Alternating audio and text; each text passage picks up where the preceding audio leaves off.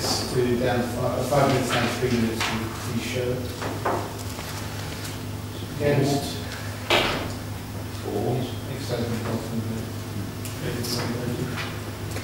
I think we're agreed about the third bullet point. Yeah. Fourth bullet point about questions or comments for council. My own view is that we'll be able to get some approval to do that. That's my view. I would merely comment that in the spirit of opening things up, it would be, I would like to see us move to a position where we were taking some comments or questions at council.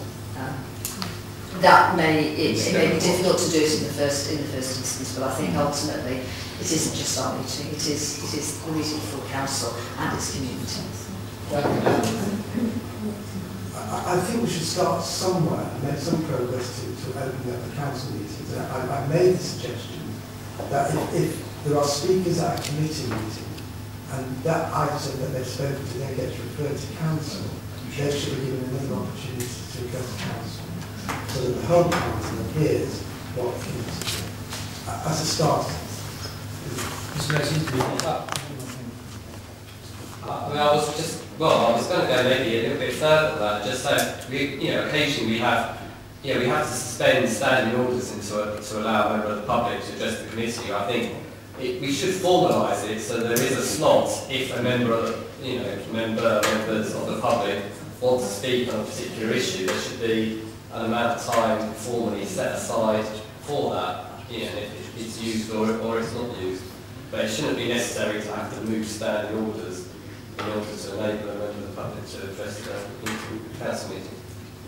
I was just going to say that it seems to be that now we're allowing 60 minutes for the chairman of the various chairmen of the committees to report for the council. It seems to be that those chairmen are the best place to sort of summarily, concisely sum up the contents of their respective committees, including submissions from the public.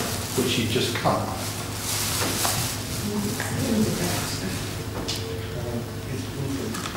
Second. If you have questions for the council from the public or greater participation in that particular meeting, council meeting, and the place of the participation is the forum and the committee meetings.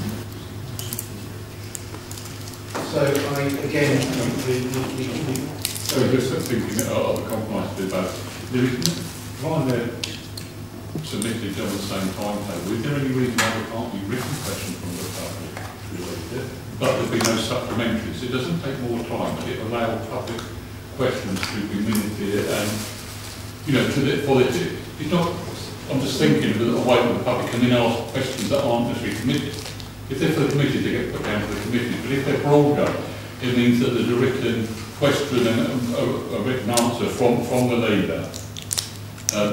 By saying those supplementaries, you're not eating into the time, but you're allowing those questions to be. That's what I mean. Just a written question or a comment. Just a thought to try it out to see if that's a way of people participating on a wider level. I don't really see a problem with that, and also, of course, a member of the public can usually persuade a member of the council to ask a question in any case, and I would think it would be unlikely that they couldn't do that if it was something interesting, so perhaps that's fine. I'm just concerned that there are, if I say vexatious, there are one or two vexatious people around whose questions, if they're delivered to full council, would be a great nuisance to proceeding. No, I feel vexatious and eccentric rather than opposition, and I think one would have to be careful about the number of questions that, because they do cost money to answer. I mean, so residents were nuisance. No, that's not. I have to say that is the tenor of this. It's not intended to be the tenor. It's not intended to be the tenor. Well, it is. Don't let them in the town hall. Obviously, there is a cost to answering questions because things have to be looked at. But the alternative, these questions could be go by an FOI. That will take even more time and cost. So actually, it may end up saving money because things that go through an FOI can be written down in full council and public, and that's it. I just think, you know. Sack it and see. Yeah. Agree? Okay. And I think the principle behind it is that actually we want this process to be as open and public facing as possible. I mean, can we set, I mean, that support that, can we have a separate vote on the public submit? I mean, I think setting aside a small amount of time at the beginning of the meeting for a member of the public to address the meeting is an important principle.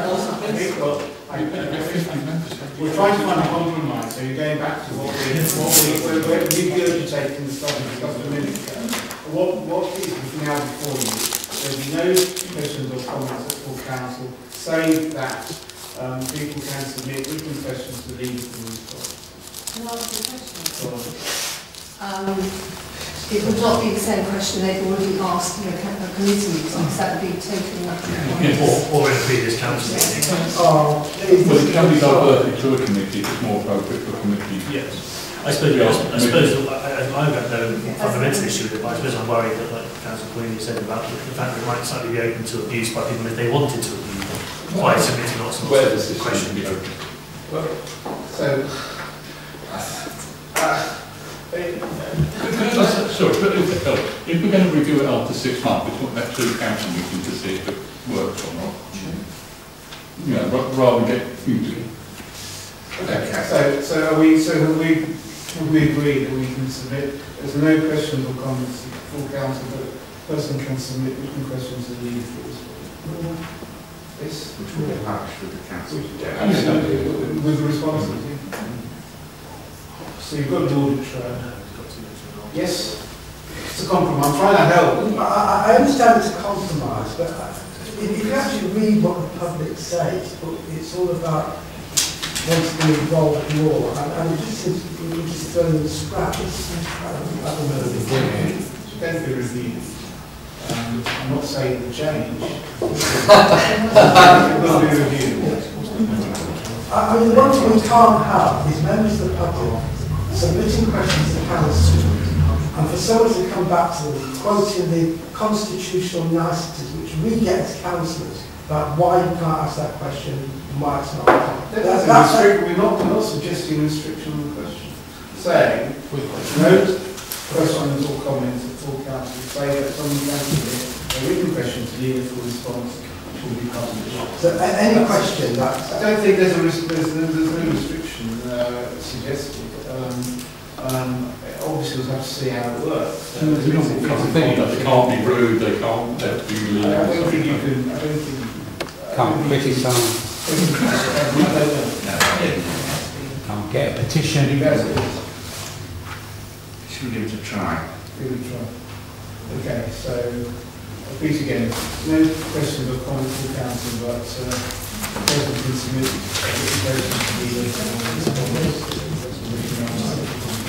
Again, I'd make the comment that we do need to think very carefully. The consultation was extremely clear in places about the desire of people in both those who submitted formally to the questionnaire and for those from the citizens panel, and it came through loud and clear as a chunk of people in both, where there was an obvious desire to be more involved, both in decision making and actually in development of policy as well. So we should talk on a positive note. We've allowed this facility to the public to submit written comments to the committees, which we hadn't had before. And Mr. Dix welcomed this and said that there will be an audit trail. This is quite good, and I think we should. you want me to take a vote? What I suggest? Do you want me to? I will. Take a vote.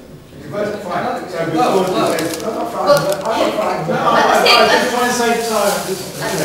I think the point is that that incremental, tiny, and as Councillor Cohen put it, they are scraps. It is scraps.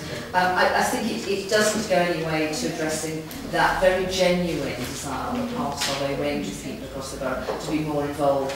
And I just put a marker down that at review I want to see us starting to address that if we're not doing it now. Okay.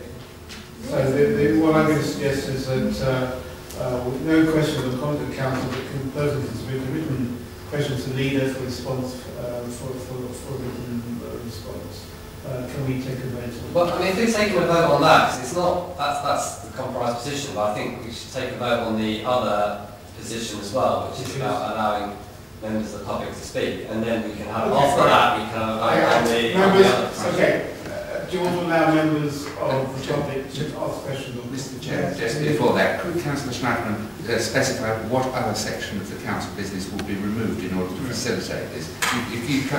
You're being disingenuous otherwise. There's a limited Council time. meetings could run to The prayer. 6:30, it's not the end of the world. I'm talking about allowing a, say, a 10 or 15 minute slot. There's plenty of time within that schedule to allow. We're going around in circles here. I'll put the motion to the committee now. Yes or no, questions and comments to full council. Those in favour of yes, please show.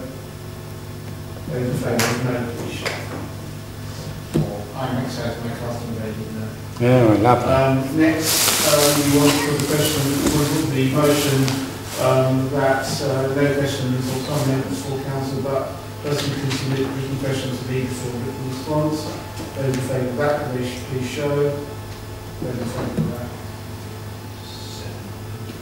Okay, those against. So that will go forward as a recommendation.